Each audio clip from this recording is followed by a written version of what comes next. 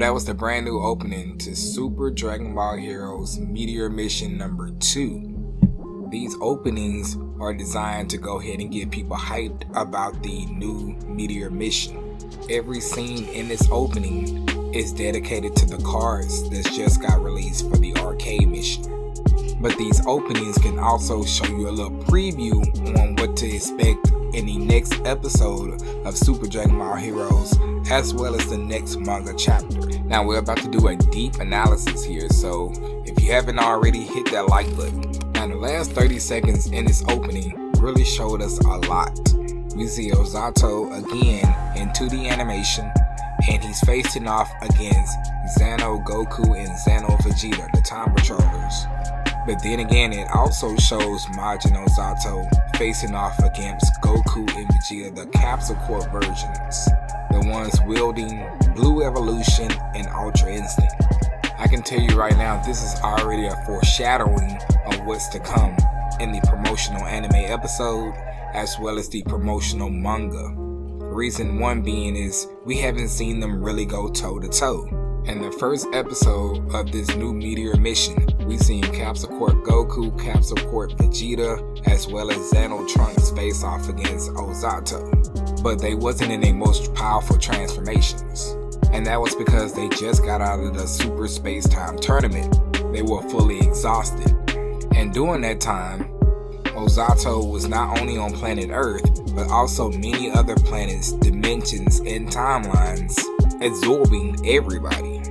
But I can tell you this, Majin Buu was one of his best absorptions.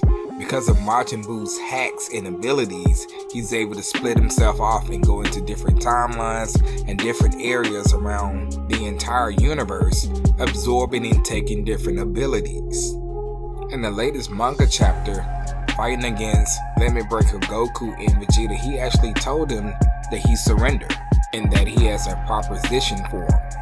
In that same chapter, it ended with Goku and Vegeta on planet Namek, and we're talking about the Capsule Corp versions of them. They had just gotten to planet Namek, noticing that all the Namekians were already absorbed. There was no signs of life there, and then these sudden blobs of pink goo started appearing off the ground. Majin Ozotto is making his way over there towards them. In the CGI movie episode 2, because it's not a promotional anime as of now, both versions of Majin Ozotto actually commended the power that he see before them. The Limit Breakers, as well as Ultra Instinct, Blue Evolution, and Super Saiyan God Xeno Trunks. That's when he began to actually invite them to his mansion, trying to appeal to their Saiyan side by saying, hey, don't you want to fight me at my strongest? Right now he has so many versions of him split all the way around the entire universe and timelines, he can't fight them at his strongest. And even if they ignored him and beat him anyway, he still has another version there that's going to come back and get them later on anyway. So it would be no point. He further entices them by trying to give them an opportunity to save their loved ones that he already absorbed. Piccolo, Gohan, Krillin, Trunks, Goten, everybody on Earth, Chi-Chi, Bulma. So at this point, he doesn't really give them that much of a choice. Now that I've given you background on what's already happening, please show your appreciation by hitting that subscribe button if you're enjoying the content on my channel. In this opening, you see Frieza and Cell, and then they morph themselves back into Majin Ozotto. In the manga, as well as the actual episode 2, we've seen that confrontation. Limit Breaker Goku and Vegeta dispatched the Frieza and Cell. But in this opening, they don't show them fighting. It switches to the other Ozotto on planet Namek, and they are indeed fighting. You see Ultra Instinct Omen Goku, Super Saiyan Blue Evolution Vegeta, as well as Xeno Super Saiyan God Trunks. And we can see Ozotto, he's happy, he's causing a whole bunch of destruction, and he's shooting a bunch of ki blasts at the three Saiyans. Now what's really interesting is that they prepare their ultimate attacks. Goku is doing a Kamehameha. Xeno Trunks is doing the Burning Breaker attack. And what's really interesting is that Vegeta in Super Saiyan Blue Evolution is doing the Gamber Burst Flash. a move we've only really seen in the manga. We never seen it animated before. He always used the final flash. Ozotto seems to be just doing a burst attack where he's just pretty much powering up and releasing all these energy blasts in every which and way direction. And in that time and moment, that's when all three Saiyans fire off their blast.